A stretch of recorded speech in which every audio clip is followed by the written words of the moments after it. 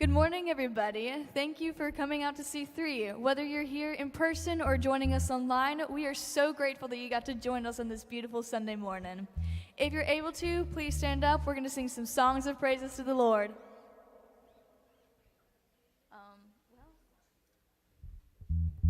Please hold. We don't have in-ears intermix, and we need to be able to hear everybody, so that's kind of important. As much as we love hearing your beautiful voices, we also like hearing each other too.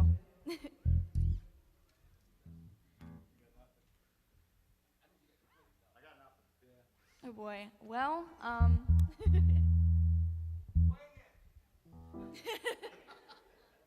You come up here and try that.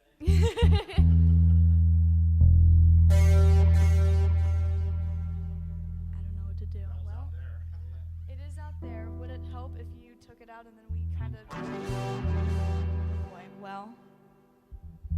Show must go on. All right. We may have to do this the old-fashioned way. All right. We'll see you on the other side, everybody.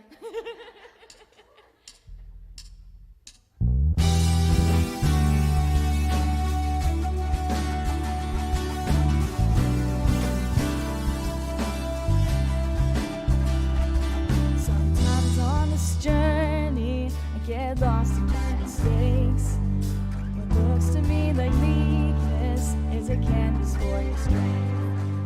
My story isn't over, my story's just begun. Failure won't define me, 'cause that's what my Father does. Failure won't define me, 'cause that's what my Father does. Ooh, lay your burdens down.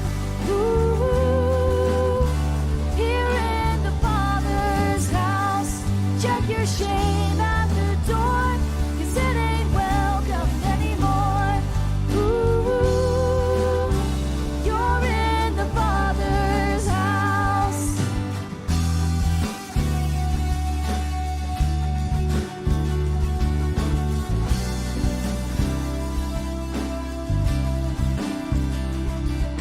Arrival's not the end game, the journey's where you are. You never wanted perfect, you just wanted my heart. And the story isn't over if the story isn't good. Your failure's never final when the Father's in the room. Sing it out. Yeah, failure's never final when the Father's in the room. Ooh, lay your burdens down. Ooh, here in the Father's house, check your shame at the door, 'cause it ain't welcome anymore. Ooh, you're in the Father's house.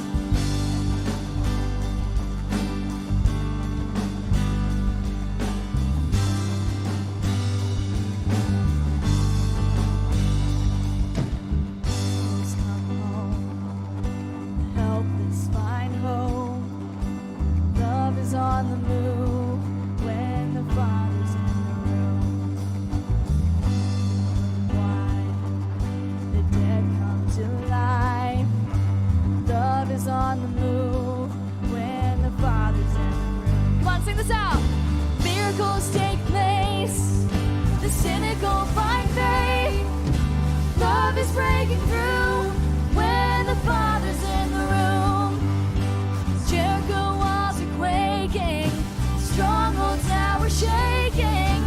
Love is breaking through when the Father's in the room.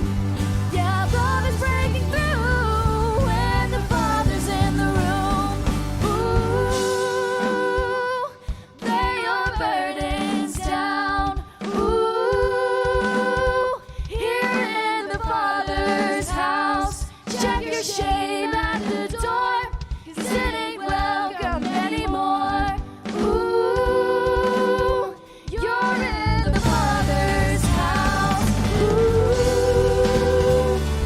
lay your burdens down. Ooh, you're in the Father's house.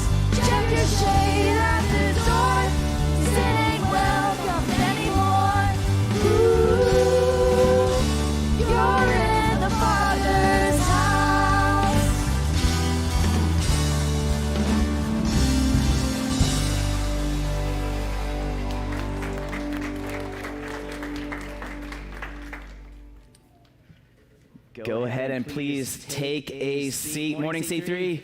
Thanks for joining here in person and online. And happy 4th of July weekend. Man, thanks for joining us. I know there's lots of plans with the beautiful weather this weekend, but we appreciate you taking time to spend with us, whether you're here in person or online. And if you are watching online, please be sure to click that share button. That's an easy way to let your friends and family click in and watch what's going on here at C3. I know I've got some family from other parts of the U.S. watching in, so it's a great way to have your family members connect as well if they're not connected to any particular church. And it's a great way for us to find and meet new people. And if you happen to be new, and I know I did get to chat with some new faces as you are coming in today, thank you for joining with us. It's a real honor that you're choosing to be with us this morning. If you don't mind, there is a yellow card in the seat pocket in front of you. After a couple more songs, we'll pass our offering. If you want to, you can fill out this card, drop it in the offering. And if not, you can actually hold on to it, and then at the end of the service, trade it in at our Welcome Center for a souvenir C3 mug. It's got a gift certificate to a local coffee shop, some candy, and maybe fireworks. I don't know. Maybe we'll put a little 4th of July special in there. You only know if you turn one in, so maybe I'm lying. So go ahead and fill that out if you would like to. Also, because it's summertime, and I know a lot of you are traveling, I got to talk to you about your plans. You might want to consider giving online through our online website. It's an easy way to automate your giving. You just set whatever you want. You can get in and change it anytime. It's fast, easy, and then you don't have to worry about it if you happen to be away for a couple weeks. So that's a great option for us. Hey, even though a lot of us are traveling, we do have a lot going on in the life of C3. Right now, our garden is actually in full bloom, and so we are needing volunteers to help harvest. So one of the ways you can do that, there's a sign-up sheet at the Welcome Center if you just want to participate at different times, harvesting vegetables and taking them to the local soup kitchen. You can do that. You can also get on our website on the online bulletin and click on the garden button and sign up for that as well. We're also planning to do a little Share Sunday where they're going to bring some vegetables here, and you can take it and share it with your neighbors. So be tuned for that. I think that's in your bulletin as well. But don't forget our garden over the summer. We really need some extra hands to make sure that goes off well. And then our middle school and high school ministries have a busy week. The middle school have a connection this coming Thursday in the back in our north wing. And then next week they're doing a pool party as well. So get on the student website, c3studentswheeling.com. If you've got a middle school or high schooler, find out what they're doing because they are busy throughout the summer planning stuff for your middle school and high schoolers. Well, let's go ahead and just ask for God's blessing on today's time of worship. I know that it's going to be great. If winging it was what we had in that first song, we are in for a real treat because that was truly amazing. So let's continue to pray and just ask God to use this time to His glory and to our benefit. Would you pray with me? Father, thank you so much for the breath that's filling our lungs right now, for the warmth that we experience coming to church today, for everything that we can so easily take for granted. Help us to open our eyes to what your provision is in our lives and just to say thank you. That would be our worship today, would be us just saying thank you back to all that you have given us. Through your Son, Jesus, we ask it. Amen.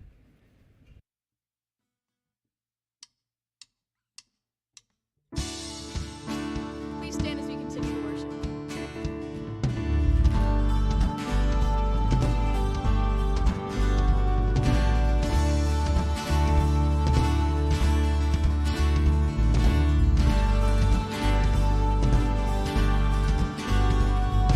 Just one word, you calm the storm that surrounds.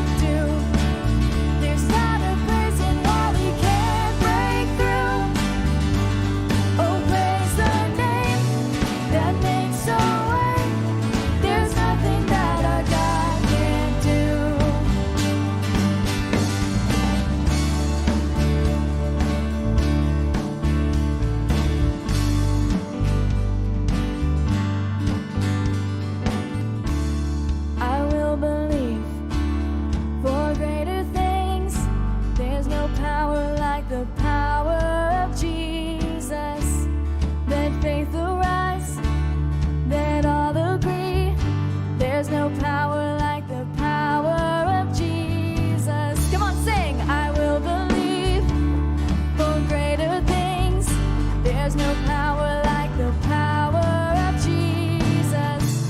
Let faith arise, let all agree.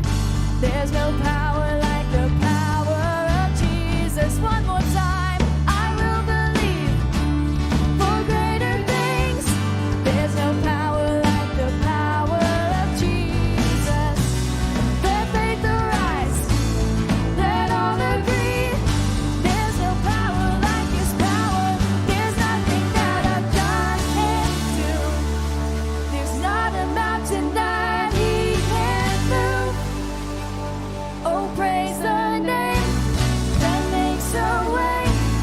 There's nothing that our God can't do. Oh, there's nothing that our God can't do. There's not a prison wall He can't break through. Oh, praise the name that makes a way. There's nothing that our God can't do. Oh, let's sing His praises. Oh, oh, oh, oh.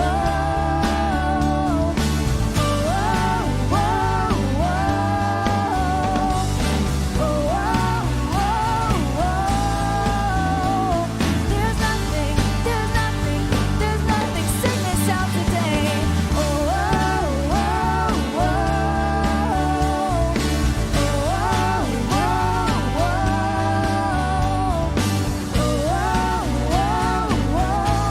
There's nothing that our God can't do.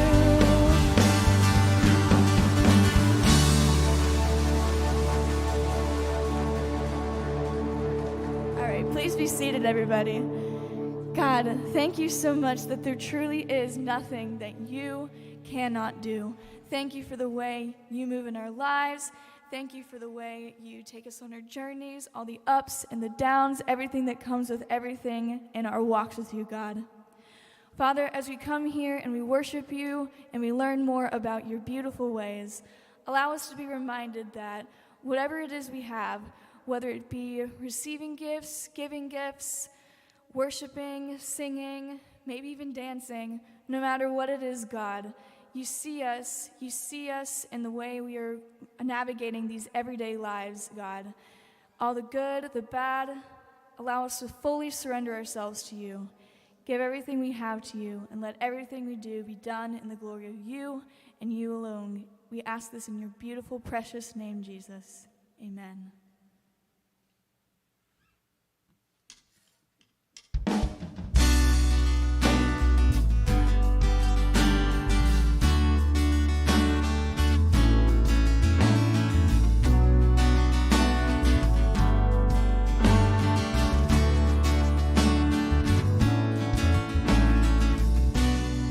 God of Abraham, you're the God of covenant, of faithful promises.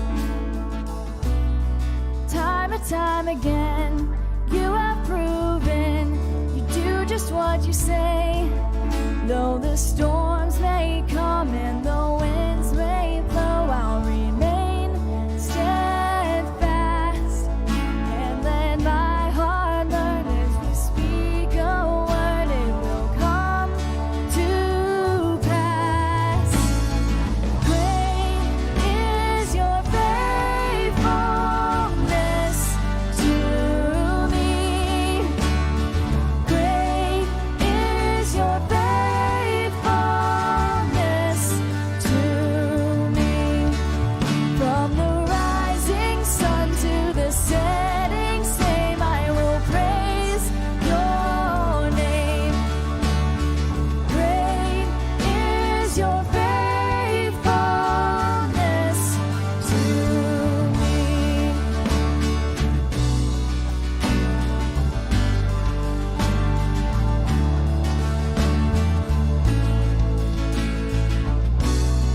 God from age to age, though the earth may pass away, your word remains the same. Your history can prove there's nothing you can do. You're faithful and true. Though the storms may come and the winds may blow, I'll remain steadfast and let my heart learn when you speak a word, it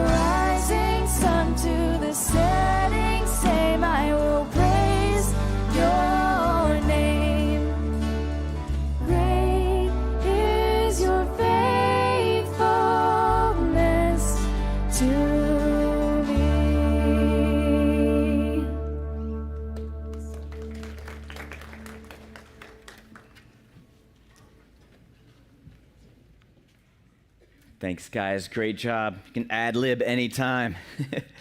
Morning, C3.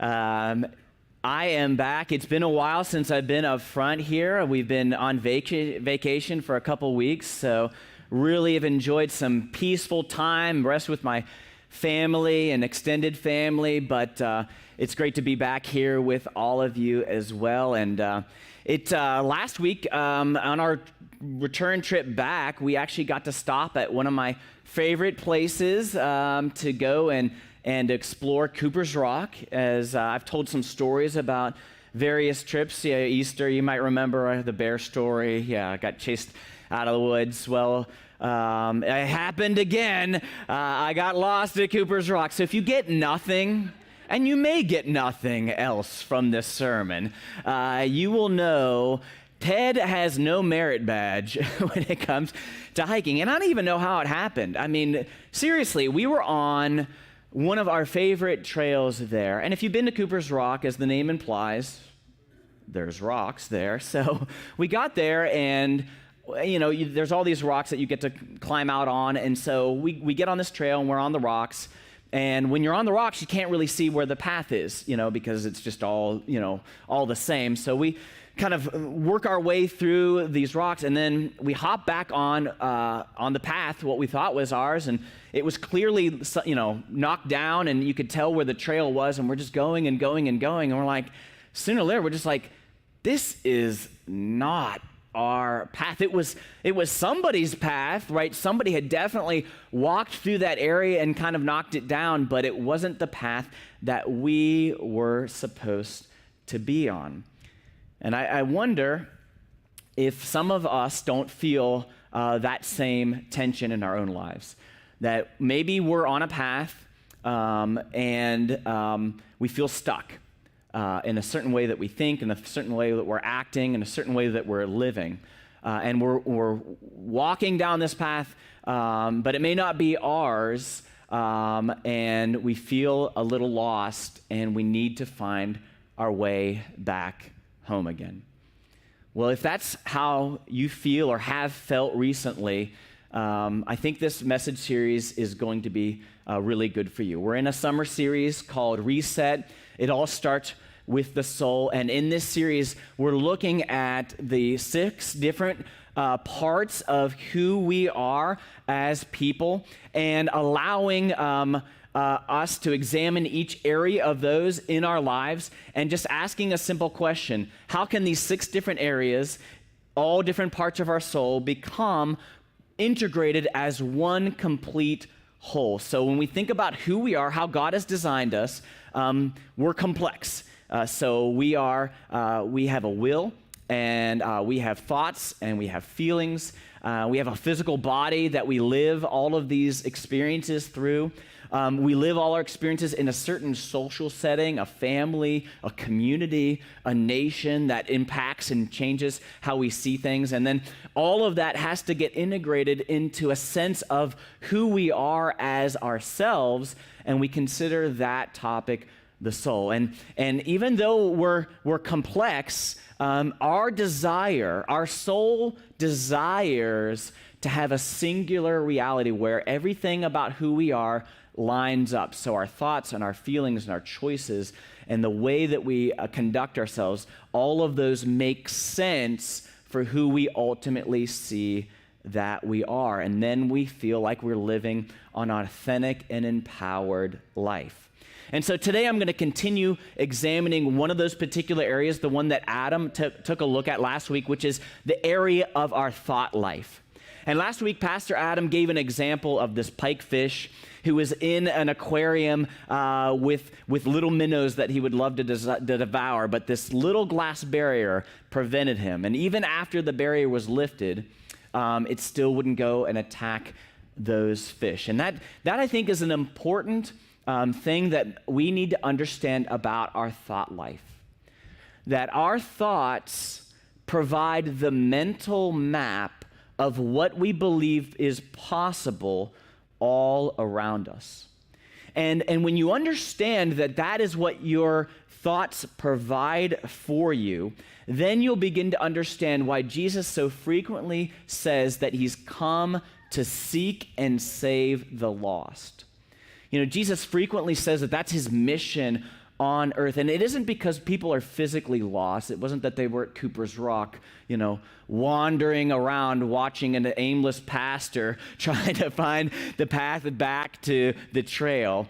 It's that they were in their mind and in their ability to make choices. They couldn't decide where to go in order to find their way home. And I think that describes a lot of us. I mean, a lot of us can confess that at times our thoughts are confused. They're scattered. We don't understand them completely. And of course, all of us can have a random thought here and there, but our soul's desire to train our mind in such a way that the way that we're thinking is in best alignment with who we desire to be. And that's where I think this analogy of getting lost on the trail makes sense. A good friend of mine shared this powerful image with me, that our minds are like a grassy field where if it's like my lawn, the grass has grown a little higher than it should. And into that grassy field, all of us find ourselves at the dead center of it. And from the center, we begin to walk towards where we believe we need to be. And as we walk, we stomp down the grass. And then we find ourselves back in the center of that field again. And we look around, and we're trying to figure out the best way for our thoughts to flow. And we see this path that we've gone down. And so we go down that again and again and again and again. And our thoughts continue to go down until there's no more grass on this path. It's just a plain packed trail. And that's how our minds work. We make a choice in how we think, and then it gets easier to make that same choice and easier to make that same choice until we feel like we cannot think in any other way. And we end up getting lost in the field, in the old patterns of the ways that we have thought in the past, and we need God's grace and power to find a new path again. And I'm hoping to offer you the opportunity to do that today by giving you a simple idea, which I think is a good summary statement of what how God desires us to think as participants in his gospel story. And that simple idea that I want you to be able to repeat to yourself throughout the week and to blaze a new path is simply this. I think it's been up there before, but it's the simple phrase that my God provides well for me.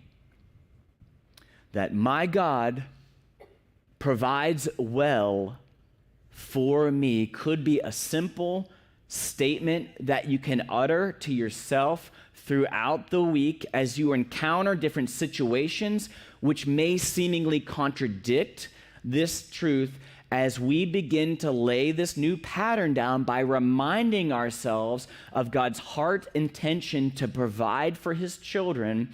We can blaze a new trail through the grass and more easily begin to have our thoughts conformed to who God wants us to believe that we are as his children. Because look, as you leave here today and you flip on the news or the radio or whatever your favorite songs are, you're going to be offered different maps for understanding the world.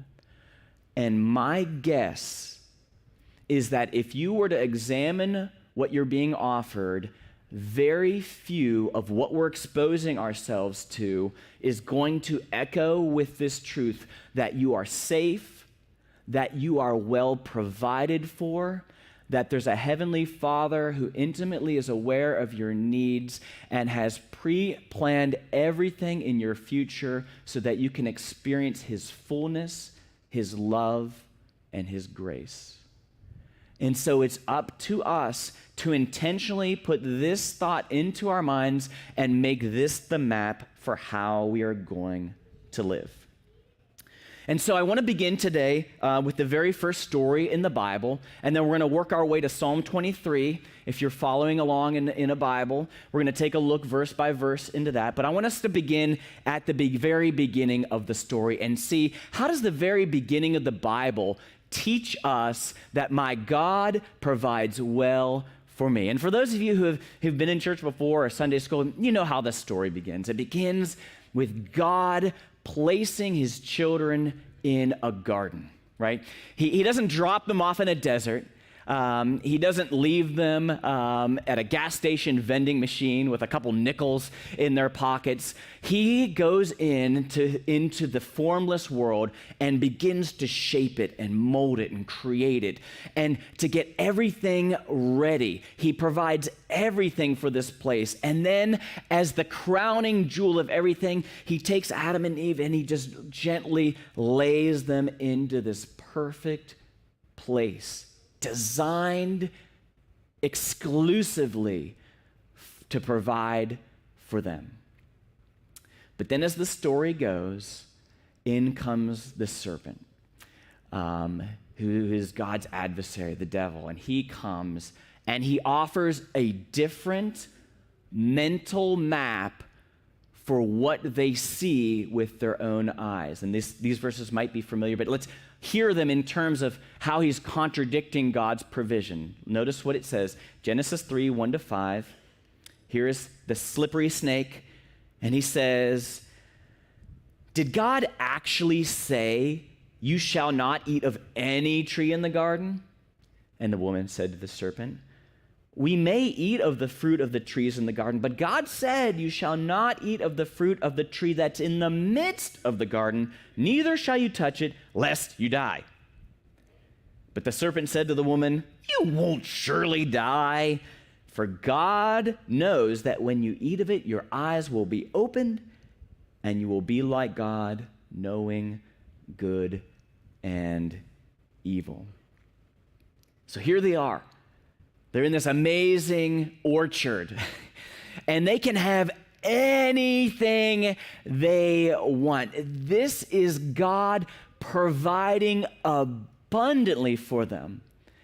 But in comes the sneaky snake, and he gets them to focus on the one thing they can't have and tells them that is an eye-opening experience. That instead of focusing on the broadness of God's provision, if you'll just narrowly focus on what you can have, that is true enlightenment in the world. And so here we see the serpent offering not only the first lie in the Bible, but he also offers the first conspiracy theory in all of the Bible, which is to look at everything around them and to deny it for some secret truth about God, that he is not providing well for them. So how important is this big idea that my God provides well for me? Well, the very first lie in the Bible is that God does not provide well for his children. It takes God's massive provision and calls it a prison where they're not allowed to do exactly what they want.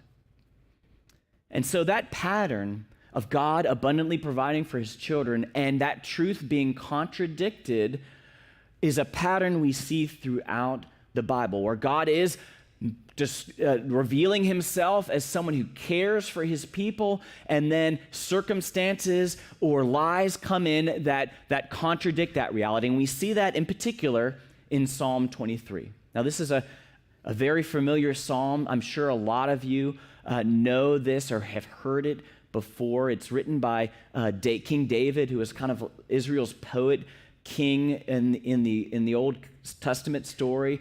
And it begins with this idea that God is the shepherd, taking care of his people, making sure that they have everything that they want. And I think the reason that this psalm has captured the minds and hearts of so many people is because it describes what our souls truly long for, to know our place in the world, to know satisfaction and peace. And so this is how it begins. The Lord is my shepherd. I will not want. He makes me to lie down in green pasture. He leads me beside the quiet waters. He restores, he energizes my soul. He leads me in paths of righteousness for his name's sake. And this is what we long for, this sense of peace and tranquility. There's nothing desperate about this soul. It doesn't use things and people in order to fill some kind of vacuumous hole inside of it. It has all of its needs met, and it knows where it's going. But into this amazing picture of provision, a challenge occurs, just like in the garden. And that's where verse 4 comes along. Here comes the challenge to this thought that my God provides well for me. It says, even though I walk through the valley of the shadow of death, I will fear no evil, for you are with me. Your rod and their staff, they comfort me.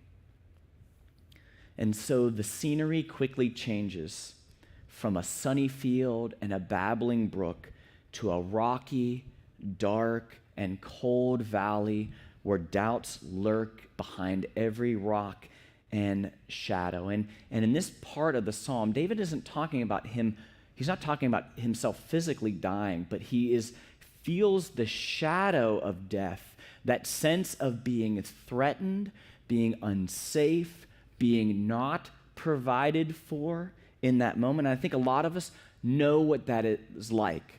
When we just get that sense that things are not well, that nobody is looking out for us. That's what the shadow of death feels like as it hangs over David's back. It causes us to disbelieve that my God provides well for me. So it's in the dark of the valley, we have to open our eyes wider and let more light into the fact that God is still with us. He is still walking right beside us. His rod and his staff is protecting us, even when we don't feel necessarily that he is, or we can't see immediately his presence, that he is still providing well for his people in that moment. Because the greatest threat to God's people in the valley is that they will give in to fear. Fear confuses our thinking. When we enter into a state of fear, we get into our fight, flight, or freeze responses where our bodies gear ourselves up for action, and we become more reactive than more reflective.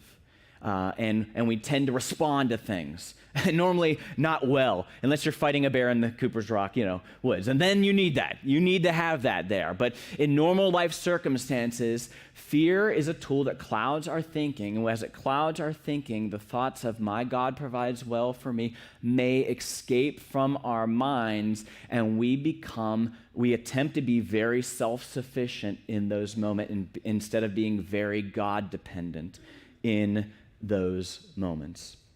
And unfortunately, as a culture, we've gotten very used to using fear as a form of entertainment. And you can see this from movies that we watch or the kind of rides that we go on. We've become bored, and so we use fear as entertainment for ourselves, not realizing what it does to our minds and how it keeps us from entertaining these higher principles that God has desired for us to live under as we get narrowly focused into what we feel is dangerous. And the real danger is that we almost adopt fear as a lifestyle just to keep ourselves in focus, because fear will keep you focused, but it won't necessarily focus you on the greater things that God desires for us. And we cannot indulge in fear. David doesn't indulge in fear even in the valley. He says, even though I'm going through the valley, I will fear no evil. And he quickly sees God's abundance even in the midst of the valley. Notice the next verses here, Psalm 23, 5-7. He says to God, you prepare a table before me in the presence of my enemies. You anoint my head with oil, my cup overflows. Surely goodness and mercy will follow me all the days of my life, and I will dwell in the house of the Lord forever. Now, just one quick point here before we move on. Sometimes it's really easy for us to read Psalm 23 as if it's a three-act story. Act 1, we're laying in the field, getting a suntan. It's so good. Act 2, we're in the valley. Ooh, scary, right? And then Act 3, okay, we're out on the other side. That is a misreading of what the psalm is saying, because what he says here is, God, you prepare a table for me in the presence of my fears. So it isn't that God changes his circumstances and then he gets to eat a bucket of chicken and sit on the blanket. That's not what he's saying here. He's saying, in the midst of the valley, in the presence of my enemies, you're providing well for me. Because my God provides well for me. He doesn't change his circumstances, but he opens up David's eyes to see the fact that God is in fact there beside him in the midst of it all. And so I want to do something unusual here, because I think the psalm provides an amazing image here. And images can be really powerful in helping our minds remember God's truth. And so I have a similar cup to the one demonstrated on the screen here. And oh, what's this down here? Who put this up here? So what I'm going to do is we're going to try to fill this cup up until my cup overfloweth. And we're going to see how that looks. So let's take a look here. Now, is the cup overflowing at this point? It's a bigger mug. Well, it could be. You know, one of Jesus' first miracles, just saying. So is that overflowing? Anybody? No, that's not overflowing. So is this overflowing at this point? You're going to have to participate. I'm sorry. We're going to be here all day. No, this is half empty if you're a pessimist. This is half full. Is this overflowing? Almost. We're getting there. So this is my God provides well. And for those of you who are OCD, I'm sorry. There is a towel down here. But my God provides well for me is what we need to remember about this psalm. That David doesn't come through it and just says, God, we made it out by the skin of our teeth, whatever that means. In the midst of it, he senses God's abundant provision in all of it. And of course, we see that mindset perfected in Jesus' life. Now, if you've been here at C3 for a while, you know we just got through a sermon series on the Sermon on the Mount where Jesus frequently reminds his followers to open up their eyes wider and to see how God is presently providing for them without changing their circumstances. Like Matthew 6:25, he just basically says, don't be anxious. Look around. And Jesus is like, look around. Look, birds. Look, they're birds. God's providing. Like he's almost randomly grabbing things in his visual spectrum, because for Jesus, everything in all creation spoke to this fundamental truth that my God is providing well for me. He didn't have to come up with that. He just had to open his eyes and to see what God was doing all around him. And I don't want you to get the wrong impression about God's abundance to his people. That doesn't make God your spiritual lottery ticket, or that he's going to give you a Rolls Royce or something. The real truth about seeing God's abundance is to see him abundant when he hasn't changed a thing in your life. It's about opening up our eyes wider to see what he's already done and is doing, rather than sit back and complaining that he hasn't given us this thing or that thing. In fact, I'm going to make that another notable truth that we can hold on to, that becoming a person of abundance is opening your eyes wide enough to see that all that God is currently doing all around you, even when your circumstances may not be favorable. And other people may look at your situation and say, God is not providing for you. You can be that person in the valley who sees God's hand in the midst of all of it. And obviously, that was the case for Jesus.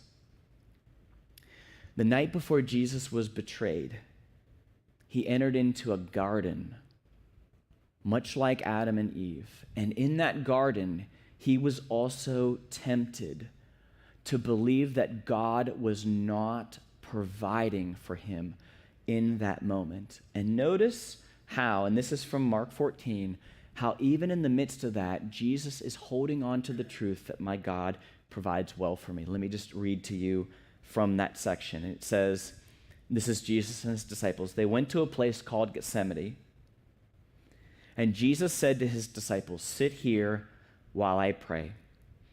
And he said to them, my soul is very sorrowful, even to death. Remain here and watch. And going a little further, he fell on the ground and prayed, if it were possible that the hour might pass. And how did he pray? Listen to him. He said, Abba, Father, all things are possible for you.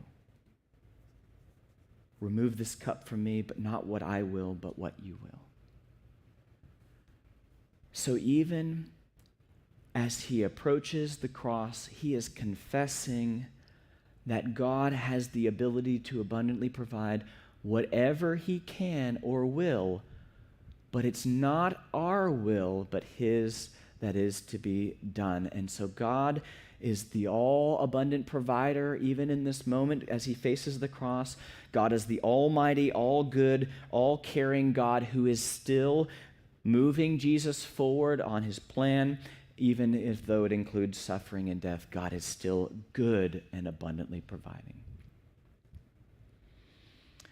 When we can begin to train our minds in a way that reflects the thinking of Jesus here, then we will become people who, instead of adapting our understanding of God to our circumstances, we adapt our circumstances to our understanding of God. Here's a quote from Dallas Willard. We've been using his book throughout this soul series that we're doing, and this is what he says. He says, the training of our mind has special importance when I'm faced with the presence of evil and suffering in human life. In my own evil or that of at large, I realize that I will either allow my view of evil to determine my view of God and cut him down to size accordingly, or I will allow my view of God to determine my view of evil and elevate him accordingly, accepting that nothing is beyond his good, his power for good. And of all people, as Christians, we should be the ones who hold fast to this. If God can use the death of his own son in order to bring about amazing good for our lives, what circumstance can we possibly face where we cannot confess as his children, my God provides well for me? The cross of Jesus needs to become the mental map of our thinking and our trusting, because only when we do that will we position ourselves in a way to receive his kindness to us in all circumstances and hold fast to the fact that he is present with us in the valley, even when we can't sense his hand there. And I'll confess that this is something that all of us are on the journey to find. I mean, none of us have arrived there. Even recently, I was talking with Amy just about my own struggles with anxiety. And when we were talking about that, it was bizarre because I never conceived of myself as someone who struggled with worry. But we were away, and I was just sensing, these things inside of me. I think they're called feelings. This is man speak here. I was sensing these things inside of me, and I realized that I can be an anxious person, That there are moments, and the trouble thing was because I never conceived of myself as that, I kind of picture myself as calm, cool, collected. Because I was never thought of myself in that way, I didn't know how to identify these things inside of me, and so I was doubly blind to the fact that they were going on. But as I felt these things coming up, I began to confess this simple truth: my God provides well for me, and began to reshape bit by bit my thinking in those particular areas.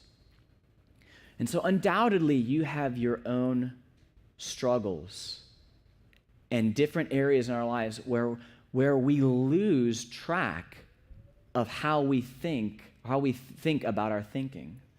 And so what are the blind spots for you? Here's an easy one.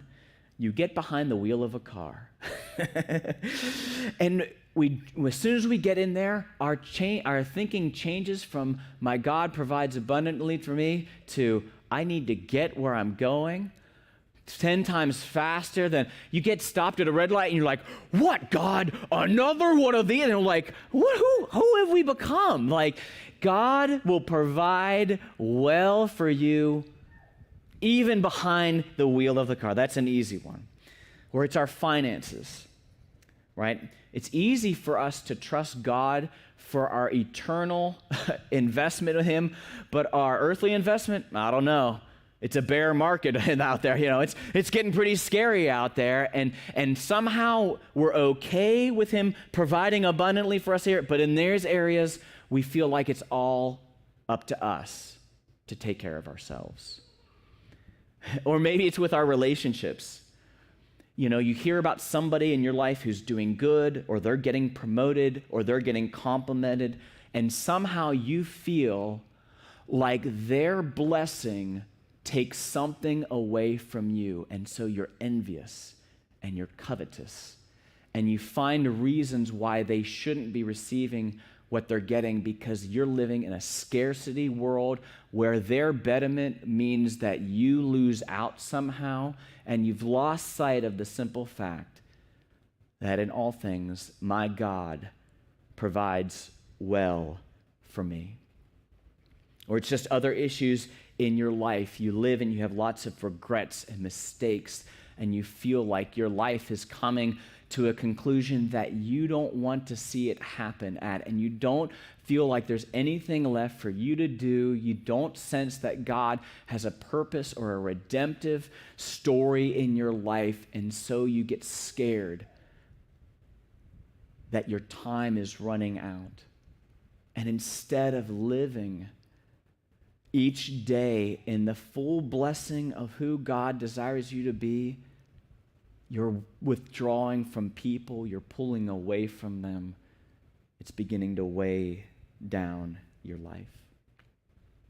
In all of these areas and in all these ways, we are to train our minds to see God's abundant provision in everything. And like the open field where the grass has already been run down in certain ways, you may have to work harder than you think to blaze a new path, and it may be different for different issues for you, and some may come easy and some may come harder, and you may need to link arms with other people to help you walk this journey, but we need to train our minds to think differently, to make this our mental map so that we can truly live as Jesus desires us to live. And one last caution before we get to the next step here, which is that, as I mentioned earlier, there's a lot of mental maps being offered by a lot of different people out in our world today. And so much of what we subject our minds to throughout the week teaches us an opposite mentality. It wants to make you afraid. It wants to keep you fearful. It wants you to be dependent on this news source or this social media person or this personality. It wants to make you dependent on them to save you and to make you feel safe. And so we cannot, as followers of Jesus, pickle our minds on a scarcity mentality 6 days out of the week and come to church on Sunday and think that hearing one abundant sermon although it has a stunning visual image, is going to fix our thinking throughout the week. We need to limit the things that make us feel limited and expose our minds to God's truth throughout the week. Because bottom line, a scarcity mindset feeds a selfish life, whereas abundance mindset leads to a selfless life. And we're going to see next week how I'm going to talk next week about how an abundance mindset leads our hearts and our emotions into all of the good things that God desires, whereas a scarcity mindset leads us into the dark feelings that God does not desire for us. But let's get practical here for a moment and consider what our next steps can be throughout this week. And I already mentioned this one. First one, limit what makes you feel limited. You know what you're listening to. Knock it off. Get your mind surrounded by God's good truth and keep this mindset throughout the week. Do not use fear as entertainment. Do not indulge in it for a moment. You have a greater purpose than just running away from things. We are running to God's good and abundant plan for us, and that is where we need to think. So that's step number one. Number two, and this may seem redundant for a lot of you, but pause before each meal and thank God for his provision. And I would even, let's get crazy. Pray with your eyes open before the meal. I know it's sacrilegious, but looking at what God has provided for you. And for a lot of us, I know mealtime prayers have become somewhat redundant. Stop this week and very intentionally look at what he has given you and give thanks. 3 times a day or however many meals you're doing, let's make those moments throughout the week when we can intentionally confess to ourselves, my God provides well for me. And then finally, this is a good scriptural meditation piece here, Philippians 4:10-20. Last week, Pastor Adam gave us the first couple verses in this chapter.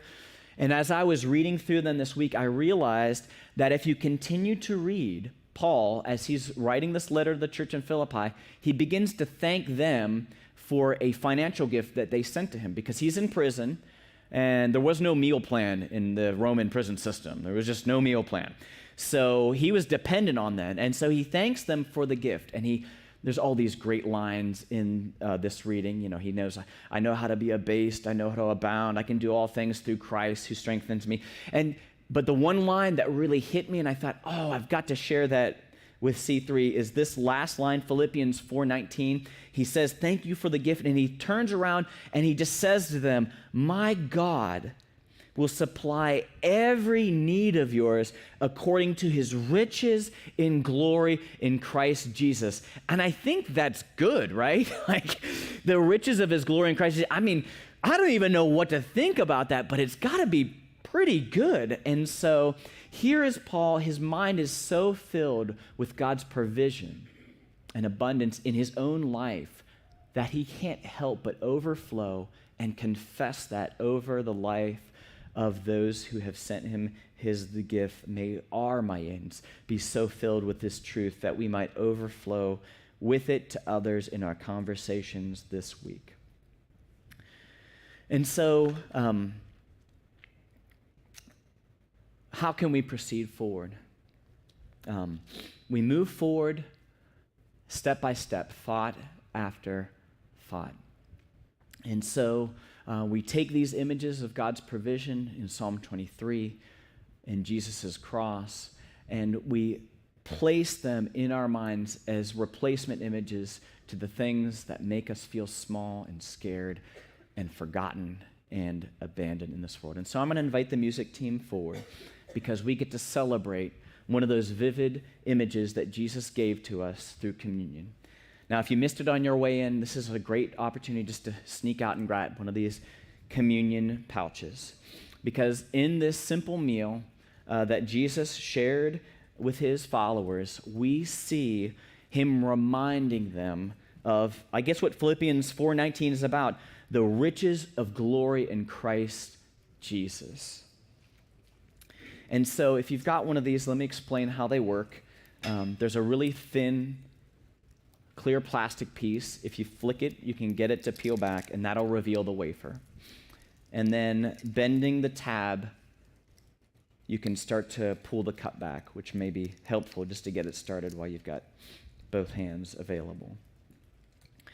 And so here at C3, we practice open communion, meaning you don't have to be a member of C3 to participate with us, but you need to belong to Jesus. This is a meal that he set in front of his apprentices in order to show them his abundant provision for them with a cup and bread.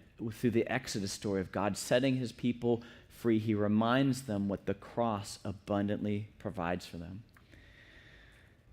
So Jesus, on the night that he was betrayed, took bread and gave thanks and broke it and said, "This is my body, which is for you.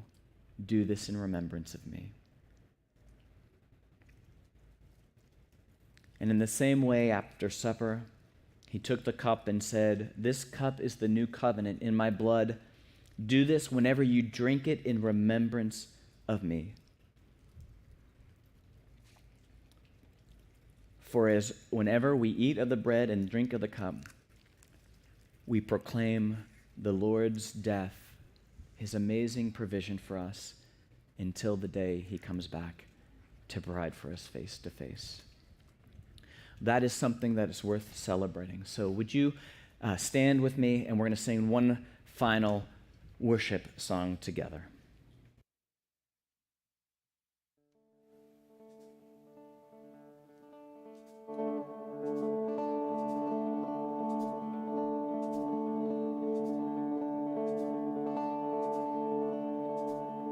Alone in my sorrow and dead in my sin, lost without hope with no place to begin. Your love made a way to let mercy come in. When death was arrested and my life began. Ash was redeemed, only beauty remains. My orphan heart was given a name. My mourning grew quiet, my freed rose to dance. When death was arrested and my life began. Oh, your grace so free washes over me. You have made me new, now life begins with you. It's your endless love pouring down on us. You have made us new, now life begins with you. Released from my chains, I'm a prisoner no more. My shame was a ransom he faithfully bore. He canceled my debt and he told me his friend. When death was arrested and my life began. Yes, it has. Oh, your grace so free washes over me. You have made me new, now life begins with you. He provides for us. It's your endless love pouring down on us. You have made us new, now life begins with you. Our Savior displayed on a criminal's cross. Darkness rejoiced as though heaven had lost. But then Jesus arose with our freedom in hand, Lord. That's when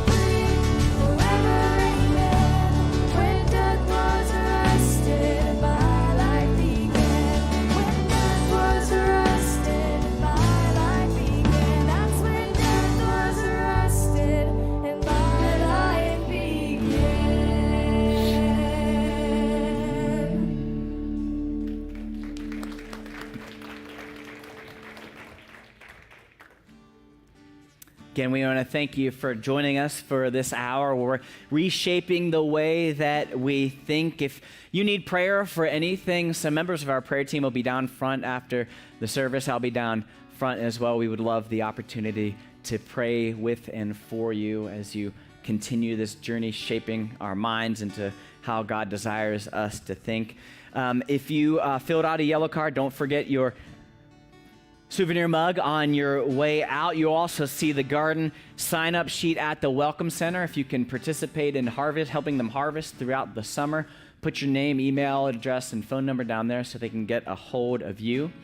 Also, not tomorrow, but next Monday, the C3 Women's Ministry is hosting another Unwind. It's just a casual evening for conversation out on our deck. So please sign up for that. You can do that through our website, through our C3 /bulletin page. Get on there and just sign up to get to meet some ladies here at C3. It'll be really enjoyable. And if you can't do that, just stick around. We just brewed a fresh pot of coffee.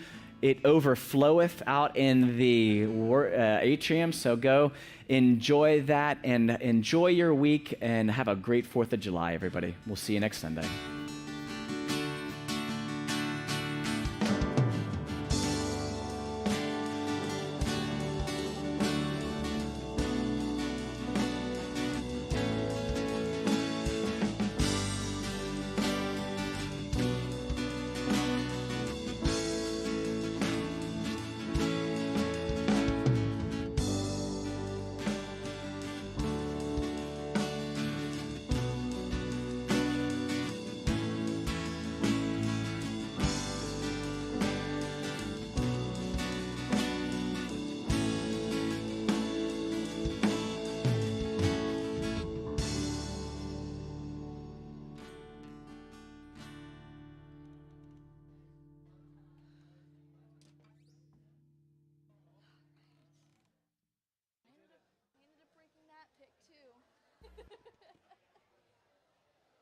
But hey, Just a minor little hiccup. There's always one on Sunday, right? something like that.